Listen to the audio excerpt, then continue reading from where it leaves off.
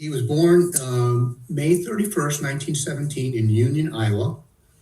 He grew up in Nebraska, had three other siblings. His father was a minister. They grew up in the Depression, hard times, not a lot of money. And he and his brother was 2 years older than him, his brother David, joined, so many men did, join the armed forces because of the outbreak of World War II.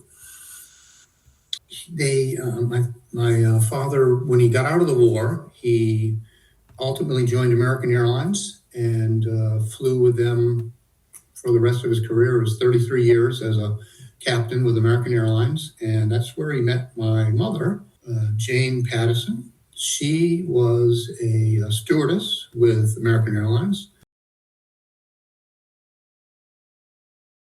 They lived in Massachusetts. He was based in Boston, Logan Airport, and they built a house in West Newbury in 1955 and lived there until 1978. They bought the property from Cherry Hill Nursery, and it was Illsley Hill Road, overlooking what is now the reservoir. Growing up as children, I think that some of the experiences they had in the war were just almost so horrific that they buried them, and they didn't want to talk about it.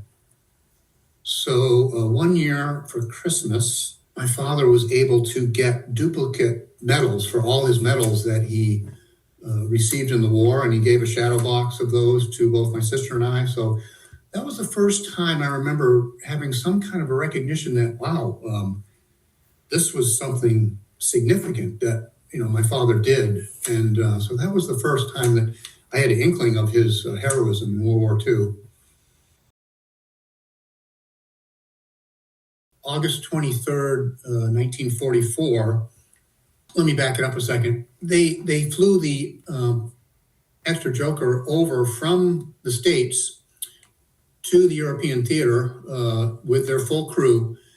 They flew that plane on almost all their missions, and on that particular day, they were flying lead for their squadron in the formation. They were flying lead, and when you flew lead, all the planes would drop their bombs based on when you drop your bombs. The bomb sight that they had on the Extra Joker was a Sperry.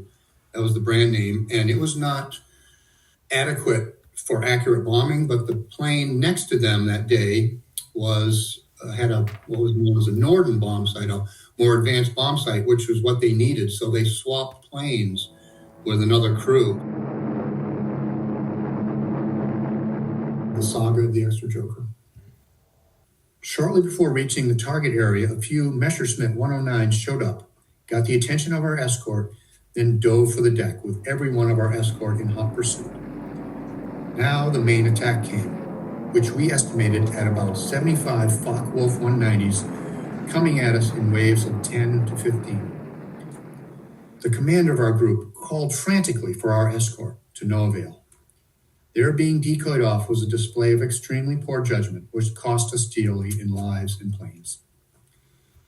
One of my most vivid recollections is of watching bodies ejecting from planes in front of us. They seemed to be coming right at us. This was an illusion, as it was us flying straight at them. We watched Extra Joker go down. There were no shoots. The ball turret guns moved to the straight down position, possibly so the gunner could get out of the turret. The cannon shell holes all over the fuselage indicated probable catastrophic damage inside the plane, both to the crew and to vital components such as control cables. The plane went into a tight spin, becoming a mass of flames before we lost sight of it. We were the only plane from our squadron to get back to base that day. This was due to some luck, of course, but also importantly, we got home because the gunners on our crew did such a remarkable job defending us. Too many times, they don't get the credit that's due them. One of the things that finally got them to reminisce and talk about their experiences was the forming of the 451st Bomb Group Association. The crews that were together, they bonded like a family. I'll read from the a book that came out, which was put together by some of the veterans of the 451st Bomb Group, the Fighting 451st Bomb Group Heavy, where they collected stories from the veterans to basically tell their story from World War II. Plan Baker Red Force equals a mission to Vienna by George Tudor. The target of this mission of October 7th, 1944 was a group of oil refineries some 4 miles east of Vienna. And Dave Gould, our new 725th Squadron commander, flew co-pilot for us. The real problems began as we started the bomb run, which was 22 miles long and at 23,000 feet. The anti-aircraft fire began immediately. It was intense and very accurate. Dozens of pieces of shrapnel from anti-aircraft shells exploding close to us were penetrating the airplane like bullets. These metal shards were shredding the quilted lining the walls of the cockpit to such an extent the flight deck was full of pieces of floating around like chicken feathers. I was flying the plane with my left hand, working the throttles with my right. My gloves had been cut several times by small pieces of flak. Then a large piece of shrapnel buried itself in my left wrist, cutting all the tendons to my hand. I turned to Gould to say, "Gould, you'll have to take over," but quickly saw that Gould was in much worse shape than I was. A large piece of flak had almost severed his left hand at the wrist. He was holding that arm up, trying to stop the flow of blood by squeezing the arm with his right hand. Blood was squirting towards the windshield, as well as running down his arm. Our Mickey operator had been hit in the hand and leg. Our navigator in the face with fragments of plexiglass in his eyes. Our top gunner in the head. Our number 4 engine was dead, so I feathered the prop. Our number 1 engine was smoking badly, but with no sign of fire. The bomb bay doors were open. An 88mm shell had gone up through the left wing, puncturing the number 2 fuel tank on the way through. The flight engineer was able to transfer some fuel from the number 2 tank, but we lost most of it. It became painfully clear we would not be able to make it all the way back to base. The best bet for us would be the island of Vis off the coast of Yugoslavia. We called the radio communications frequency for landing directions, only to learn that another B-24 had crash-landed and was disabled in the middle of their strip. Since our hydraulic system was damaged, we had no brakes, so chutes were tied to the waist gun mounts to help us stop after landing. Miller cranked down the landing gear manually, and we landed with no flaps. The sudden deceleration, when Fisher and Miller pulled the chutes, threw them to the floor. We swerved out around to the right side of the disabled B-24 and stopped at the end of the strip. We estimated that we had at most 10 minutes of fuel remaining. Gould and I had emergency surgery by a British doctor, and then were confined to bed in their hospital tent.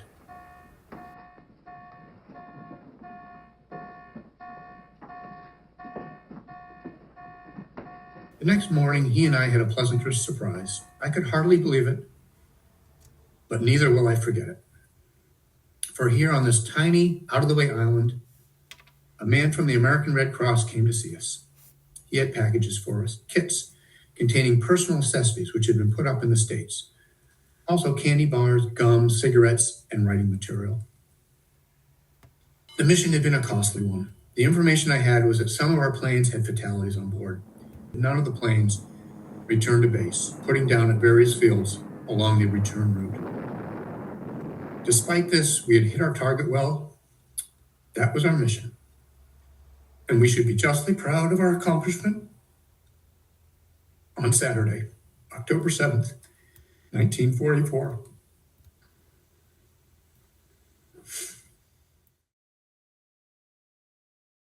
Editor's note. George is rather modest in mentioning the award of the Distinguished Flying Cross to Lindley Miller.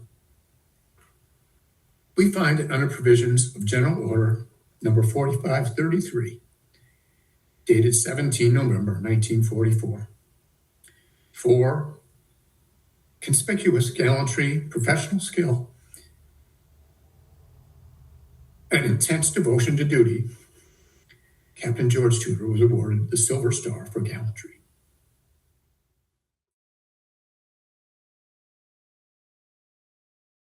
you have here behind me, this is my father's A2 jacket that he wore on his missions.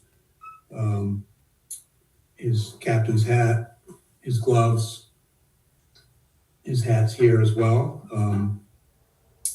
So this is a nice piece of history here. I've taken over this 451st Bomb Group Association, and we do a newsletter a couple times a year. I have a website, and I've gotten tons of records from veterans who since passed, and so I've really gotten in deep, so to speak. So it's kind of a little retirement hobby for me.